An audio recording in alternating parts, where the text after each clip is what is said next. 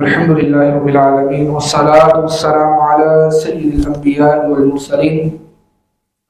أما بعد فأعوذ بالله من الشيطان الرجيم. بسم الله الرحمن الرحيم. قال الله تبارك وتعالى في القرآن المجيد: إن الله وملائكته يصلون على النبي يا أيها الذين آمنوا صلوا عليه وسلموا تسليما. مل کر پڑھ لیجیے: الصلاة والسلام عليك يا رسول الله وعلى آلك وأصحابك يا حبيب الله. الصلاة والسلام عليك يا نبي الله وعلى آلك وأصحابك يا نور الله. نیا اسلامی سال کا آغاز ہونے والا ہے اور اسلامی سال کا آغاز محرم الحرام سے ہوتا ہے اور یکم محرم الحرام کو اسلام کے دوسرے خلیفہ امیر المؤمنین سیدنا عمر بن خطاب رضی اللہ تعالیٰ عنہ کا یوم شہادت ہے. تو اسی مناسبت سے آج ہم انہی کی شان و عظمت کے حوالے سے کچھ سنیں گے. اللہ تبارک و تعالی ہمیں حق بات سننے، سمجھنے اور اس پر عمل پیرا ہونے کی توفیق عطا فرمائے. حضرت اسود بن سری رضی اللہ تعالیٰ عنہ یہ ایک شاعر تھے. نبی پاک صلی اللہ تعالیٰ علیہ وسلم کے صحابی تھے اور مدینے سے کچھ دور فاصلے پر رہتے تھے. اور جب نبی پاک صلی اللہ تعالیٰ علیہ وسلم کی بارگاہ میں حاضر ہوتے تو حضور علیہ السلام کو اپنے اشعار سنایا کرتے تھے. اسی طرح ایک مرتبہ آپ رضی اللہ تعالیٰ عنہ جب حضور کی خدمت میں آئے تو عرض کی: یا رسول اللہ صلی اللہ تعالیٰ علیہ وسلم، میں نے اللہ پاک کی حمد اور آپ کی نعت لکھی ہے. تو نبی پاک صلی اللہ تعالیٰ علیہ وسلم نے فرمایا: اللہ تبارک و تعالیٰ تو حمد کو پسند فرماتا ہے، تو سنائیے ذرا اللہ کی حمد. تو وہ صحابی رضی اللہ تعالیٰ فرماتے ہیں کہ میں نے نبی پاک صلی اللہ تعالیٰ علیہ وسلم کو اللہ کی حمد سنانی شروع کی. اب میں حمد سنا رہا تھا کہ اتنے میں ایک لمبے دراز قد کا شخص، مضبوط جسم والا شخص داخل ہوا. انہوں نے حضور علیہ السلام سے اجازت چاہی. حضور نے اجازت دی، وہ اندر آئے، اپنی بات کی تو وہ واپس تشریف لے گئے. پھر تھوڑی دیر کے بعد پھر وہی شخص آیا. انہوں نے دروازہ کھٹکایا، اندر آنے کی اجازت لی اور حضور علیہ السلام سے بات چیت کر کے واپس تشریف لے گئے. فرماتے ہیں کہ 3 مرتبہ ایسا ہوا کہ وہ شخص آ رہا ہے، بات چیت کی ہے، کوئی جو اپنا کام تھا پوچھا ہے، بات پوچھی ہے اور واپس چلے گئے. اور اس دوران نبی پاک صلی اللہ علیہ وسلم کے بعد سے وہ شخص آتا تو حضور علیہ السلام ان شاعر صحابی رضی اللہ تعالیٰ عنہ کو فرماتے کہ خاموش ہو جاؤ. جب وہ پاس ہوتے تو حضور ان کو کہتے خاموش ہو جاؤ. اب فرماتے ہیں کہ 3 مرتبہ جب ایسا ہوا تو میں نے حضور سے پوچھ ہی لیا کہ یا رسول اللہ یہ کون شخص ہے کہ جب بھی یہ آتا ہے تو آپ مجھے خاموش کروا دیتے ہیں. نبی پاک صلی اللہ تعالیٰ علیہ وسلم نے فرمایا: ھذا عمر، کہ یہ عمر رضی اللہ تعالیٰ عنہ ہے. ھذا رجل لا يحب الباطل، یہ ایسا شخص ہے کہ یہ باطل کو پسند نہیں کرتا. اے سری، تو مجھے اشعار سنا رہے تھے، اگر اشعار میں کوئی غلطی ہو بھی جائے تو میں رحمت للعالمین ہوں، میں تمہاری غلطی کی پیار و محبت سے اصلاح کر دیتا. لیکن یہ عمر ایسا شخص ہے کہ یہ باطل کو، یہ اللہ کی شان میں غلط الفاظ کو ہرگز نہیں سن سکتا. اس لیے جب بھی یہ آتا تھا تو میں تمہیں خاموش کروا دیتا تھا. تو دیکھیے فاروق اعظم رضی اللہ تعالیٰ عنہ کی شان، عظمت کیا ہے کہ آپ باطل کو نہیں سن سکتے. اسی لیے تو آپ کو فاروق کہتے ہیں نا، حق و باطل میں فرق کرنے والا. تو اس حکایت سے ہمیں فاروق اعظم رضی اللہ تعالیٰ عنہ کی شان و عظمت معلوم ہوئی. اور اس کے ساتھ ساتھ یہ بات بھی معلوم ہوئی کہ جب بھی ہم کوئی شعر لکھیں، لکھنا تو دور کی بات، ہمیں نہیں پتا کہ یہ ہم کس کا شعر پڑھ رہے ہیں تو ہم کسی عالم دین سے، کسی اہل علم سے پوچھ ہی لیں کہ کیا یہ اشعار صحیح ہے یا غلط ہے. دیکھیں نا وہ صحابی رضی اللہ تعالیٰ عنہ حضور کی بارگاہ میں حاضر ہوتے ہوئے اپنے اشعار چیک کروایا کرتے تھے، یا رسول اللہ یہ میں نے اشعار لکھے ہیں، کیا یہ صحیح ہے؟ تو اسی طرح ہمیں بھی جب بھی کوئی شعر ہمیں اس میں ڈاؤٹ لگے تو کسی عالم دین سے پوچھ لینا چاہیے کیا کہ یہ شعر صحیح ہے یا غلط۔ تو بعض لوگ اشعار پڑھ جاتے ہیں، اور آج کے دور میں تو اشعار کا گویا کہ ایک ٹرینڈ بنا ہوا ہے، یہ نہیں دیکھتے کہ یہ صحیح ہے یا غلط، اور بعض اشعار میں تو کفریہ بات تک پڑھ جاتے ہیں، ایسی ایسی باتیں لکھی ہوتی ہیں کہ وہ شعر پڑھنے سے انسان کی زبان سے کفر صادر ہو جاتا ہے، توجہ ہی نہیں کرتے، تو یہ بے احتیاطی انسان کے ایمان کو برباد کر دیتی ہے۔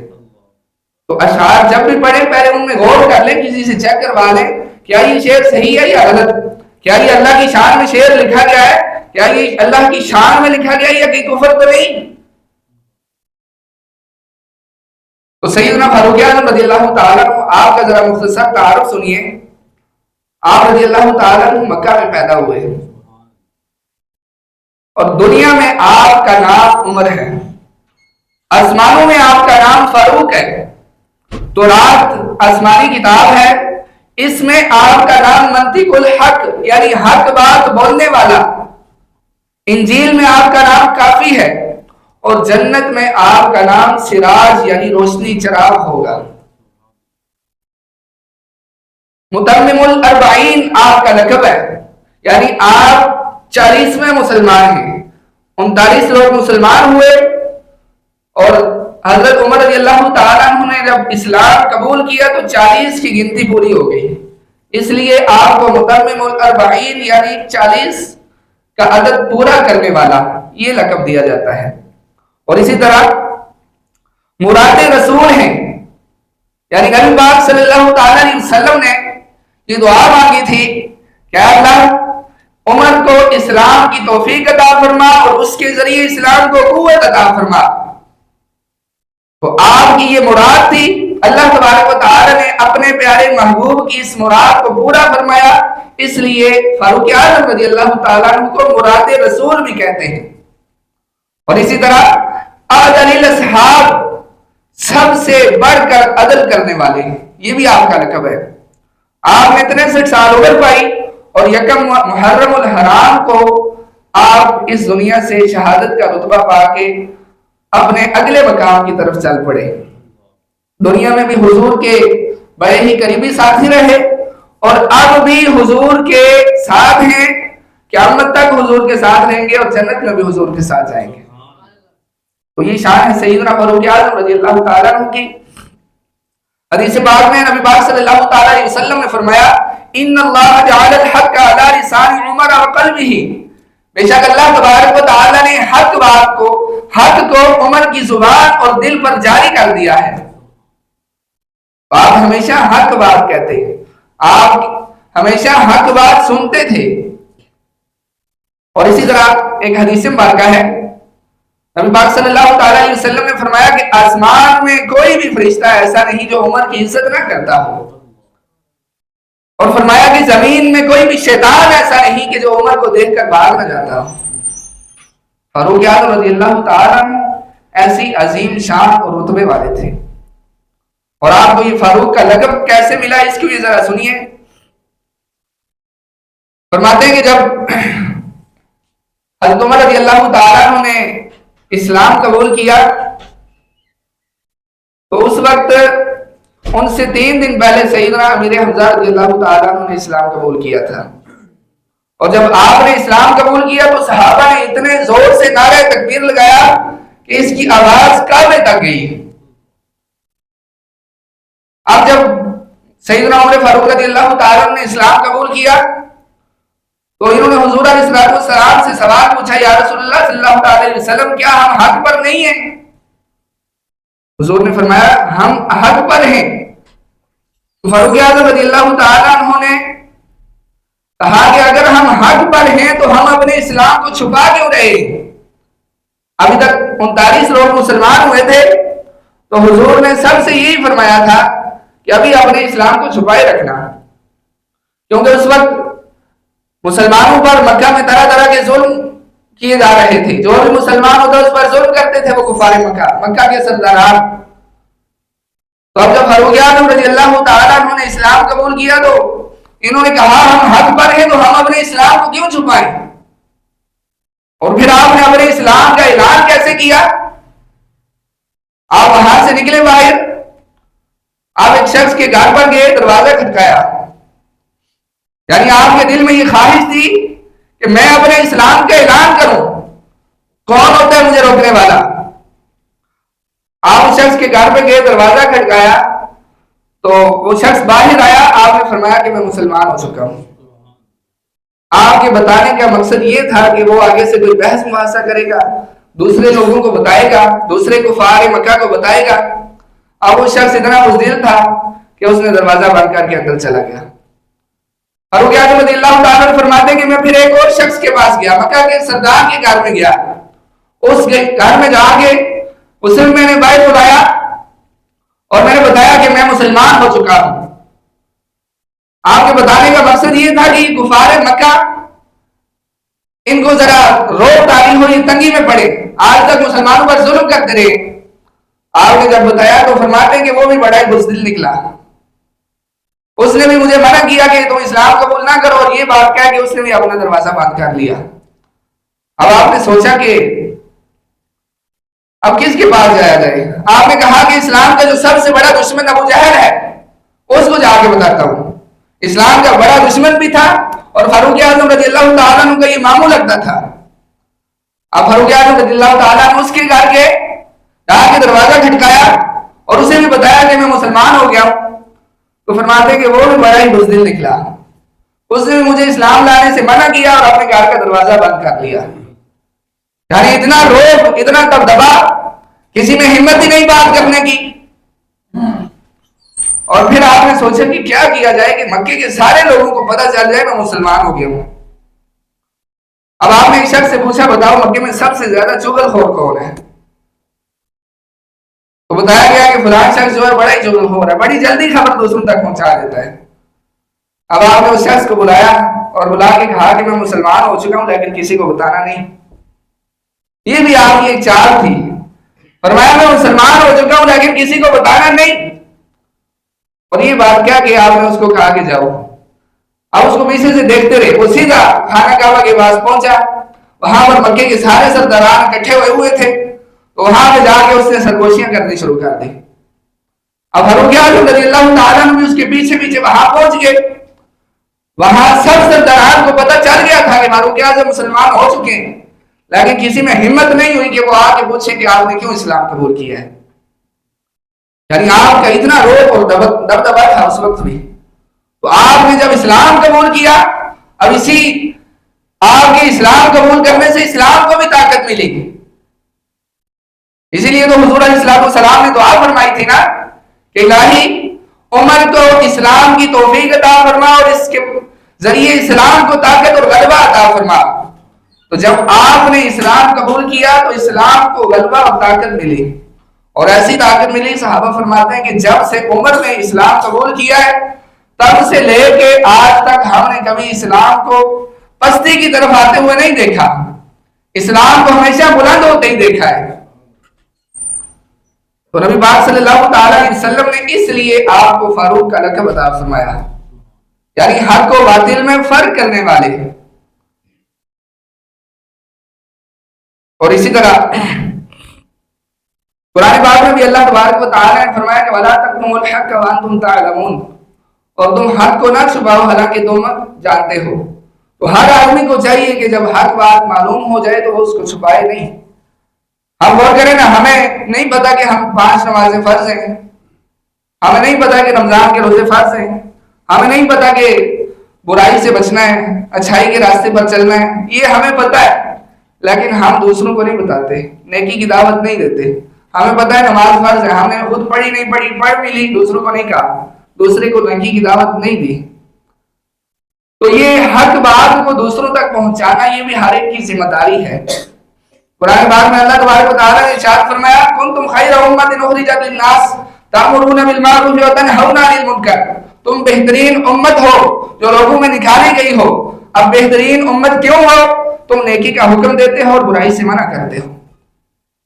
تو آج ہم غور کریں کہ ہم کتنا نیکی کا حکم دیتے اور برائی سے منع کرتے ہیں۔ حالانکہ یہ ہر شخص کی ذمہ داری ہے کہ وہ نیکی کا حکم دے اور برائی سے منع کرے۔ حضرت امام حسن بصری رحمۃ اللہ تعالی علیہ فرماتے ہیں کہ جو نیکی کا حکم دے، اچھی بات کا حکم دے اور برائی سے منع کرے، وہ زمین پر اللہ اور اس کے رسول کا اور اس کی کتاب کا خلیفہ ہے۔ یعنی اللہ نے انسان کو زمین پر بھیجا تو ایک مقصد کے لیے بھیجا ہے، تو نیکی کا حکم دینے والا اور برائی سے منع کرنے والا اللہ کا خلیفہ ہے۔ اسی طرح فرمایا کہ بہترین آدمی کی 3 نشانیاں ہیں۔ سب سے پہلے اللہ سے ڈرنے والا ہو، پہلی نشانی کیا ہے؟ اللہ سے ڈرنے والا ہو، اور دوسری نشانی صلہ رحمی، اپنے رشتہ داروں کے ساتھ حسن سلوک کرنے والا ہو، اور فرمایا کہ تیسری نشانی یہ ہے کہ وہ اچھی بات کا حکم دینے والا اور بری بات سے منع کرنے والا ہو۔ تو اچھی بات کا حکم دینا اور برائی سے منع کرنا یہ بہترین آدمی کی نشانی ہے۔ اور سیدنا فاروق اعظم رضی اللہ تعالیٰ عنہ آپ بھی نیکی کی دعوت دیا کرتے تھے، آپ بھی برائی سے منع کیا کرتے تھے، بلکہ آپ کے بارے میں آتا ہے کہ جب فجر کی نماز کے لیے نکلتے تو مسجد جاتے ہوئے لوگوں کو جگا کے جایا کرتے تھے کہ اٹھو نماز کا وقت ہو گیا۔ حتیٰ کہ جب آپ پر حملہ ہوا، آپ شدید زخمی تھے، جب آپ نے شہادت پائی اس سے پہلے 3 دن آپ زخمی رہے، تو اس دوران ایک شخص آپ کی عیادت کرنے آیا، تو جب وہ واپس جانے لگا تو فاروق اعظم رضی اللہ تعالیٰ نے اسے بلایا اور اسے نیکی کی دعوت دی۔ فرمایا کہ تمہارے پائنچے جو ہیں ٹہنوں سے نیچے ہیں، انہیں اوپر کر لو، اللہ پاک اس بات کو پسند فرماتا ہے۔ تو دیکھیں اس حالت میں بھی آپ نے نیکی کی دعوت دی، تو اس سے معلوم ہوتا ہے کہ نیکی کی دعوت دینا یہ بڑا ضروری کام ہے۔ ایک معاشرے کی بہتری کے لیے، معاشرے کی ترقی کے لیے نیکی کی دعوت دینا یہ بڑا ضروری ہے۔ تو اس لیے ہم پر بھی یہ لازم ہے کہ ہم بھی ہمیشہ نیکی کی دعوت دیتے رہیں۔ اب نیکی کی دعوت کے لیے لازمی نہیں کہ کوئی کتاب اٹھائیں گے، قرآن و حدیث کی پڑھ کے سنائیں گے تبھی نیکی کی دعوت ہوگی، بلکہ ہم نماز کے لیے آ رہے ہیں، ہم اپنے تمام گھر والوں کو نماز کی دعوت دے آئے، یہ نیکی کی دعوت ہے۔ ہم گھر میں بیٹھے ہیں، کھانا کھا رہے ہیں، ہم اپنے جو بچے ہیں ارد گرد بیٹھے ہیں، اپنے گھر والے سب کو کھانے کی سنت بتا دیں کہ 3 انگلیوں سے کھانا سنت ہے، واقعی کیا یہ نیکی کی دعوت ہے۔ اسی طرح بھوک سے کم کھانا سنت ہے، کھانے سے پہلے کھانے کا وضو کرنا یہ سنت ہے، کھانے کے بعد کھانے کا وضو کرنا یہ سنت ہے۔ تو یہ باتیں عام طور پر جو عام ہم روٹین میں کرتے ہیں، وہ اگر اسلام کے مطابق ہم کسی کو بتا دیں تو یہی تو نیکی کی دعوت ہے۔ راستے میں چل رہے ہیں، کوئی برائی دیکھیں، اس برائی کو منع کر دیں، تو یہ بھی ایک نیکی کی دعوت ہی ہے۔ تو ہمیشہ انسان نیکی کی دعوت دے سکتا ہے۔ اب اس کے لیے یہ نہیں ہے کہ عالم ہوگا تب ہی نیکی کی دعوت دے گا۔ تو نیکی کی دعوت ہر آدمی یہ اپنی استطاعت کے مطابق جتنا اس کے پاس علم ہے اس کے مطابق دے سکتا ہے۔ تو ہم نے سیدنا فاروق اعظم رضی اللہ تعالیٰ عنہ کی شان و عظمت سنی ہے، تو فاروق اعظم رضی اللہ تعالیٰ عنہ حق و باطل میں فرق کرنے والے تھے۔ ایک مرتبہ نبی پاک صلی اللہ تعالیٰ علیہ وسلم بیٹھے ہوئے تھے اور جبرائیل امین علیہ السلام سے باتیں کر رہے تھے، تو سیدنا فاروق اعظم رضی اللہ تعالیٰ عنہ تشریف لائے۔ تو نبی پاک علیہ السلام نے فرمایا کہ یہ عمر ہے۔ جبرائیل امین علیہ السلام نے کہا یہ عمر ہے؟ فرمایا کہ آسمانوں میں ان کا نام عمر نہیں ہے، بلکہ آسمانوں میں ان کا جو نام ہے وہ زمین سے بھی زیادہ مشہور ہے، اور آسمانوں میں ان کا نام فاروق ہے، یعنی حق و باطل میں فرق کرنے والا۔ اسی طرح آپ کی شان ایک اور حدیث مبارکہ میں سنیے، حضور علیہ السلام نے فرمایا کہ جنت میں ایک درخت ہے اور اس درخت کے ہر پتے پر یہ لکھا ہے کہ اللہ ایک ہے، محمد صلی اللہ علیہ وسلم اللہ کے رسول ہیں، ابو بکر صدیق ہیں، عمر فاروق ہیں اور عثمان ذو النورین ہیں۔ یعنی 3 خلفائے راشدین کے لقب اس درخت کے پتوں پر لکھے ہیں۔ تو فاروق اعظم رضی اللہ تعالیٰ عنہ آپ نے جس طرح حق و باطل میں فرق کیا، اس طرح ہمیں بھی حق و باطل میں فرق کرنا ہوگا کہ ہم اس بات کو سمجھ جائیں کہ حق کیا ہے اور برا کیا ہے۔ فاروق اعظم رضی اللہ تعالیٰ عنہ کے بارے میں تو یہاں تک آتا ہے، حضور علیہ السلام نے فرمایا کہ فاروق اعظم رضی اللہ تعالیٰ عنہ جس گلی سے گزرتے تھے، شیطان اگر آپ کو دیکھ لیتا تو بھاگ جاتا تھا۔ تو انسان شیطان بھی آپ سے بھاگ جاتا تھا، اتنا آپ حق پر چلنے والے اور باطل سے نفرت کرنے والے تھے۔ آج ہم غور کریں نا، ہمارے سامنے برائی ہو رہی ہو، کیا ہم اسے روک سکتے ہیں؟ ہم پر روکنا یہ فرض لازم نہیں، لیکن ہم پر منع کرنا تو لازم ہے۔ حضور علیہ السلام نے فرمایا برائی سے روکنے کے 3 درجے ہیں۔ سب سے پہلے زبان سے روکے، زبان سے نہیں روک سکتا، ہاتھ سے روکے، اپنے ہاتھ سے نہیں روک سکتا، دل میں برا جانے، یعنی دونوں طریقوں سے وہ روک نہیں سکتا، کم از کم دل میں تو برا جان سکتا ہے۔ لیکن ہم لوگ تو برائی کو دیکھ کر خود اس میں شامل ہو جاتے ہیں۔ کہیں گانے بازے کی محفل ہو رہی ہے، ڈانس ہو رہا ہے، بڑے مزے سے کھڑے ہو کے دیکھیں گے۔ نماز نہیں پڑھ رہے، 4 دوست کھڑے، اذان ہو رہی ہے، پاسوں میں ان کے ساتھ کھڑا ہو جائے گا، جماعت ہو گئی ہے۔ یعنی ہم حق باطل میں فرق نہیں کرتے، بلکہ باطل کے ساتھ جا ملتے ہیں۔ اور ہم ماننے والے کس کے؟ فاروق اعظم کے۔ فاروق اعظم کا مطلب ہے سب سے بڑے حق و باطل میں فرق کرنے والے۔ تو ہمیں بھی حق بات کو سمجھنا ہوگا، برائی سے روکنا ہوگا، نیکی کے راستے پر چلنا ہوگا۔ اللہ تبارک و تعالی ہم سب کو عمل کی توفیق عطا فرمائے۔ آمین بجاہ نبی کریم صلی اللہ تعالی علیہ وسلم۔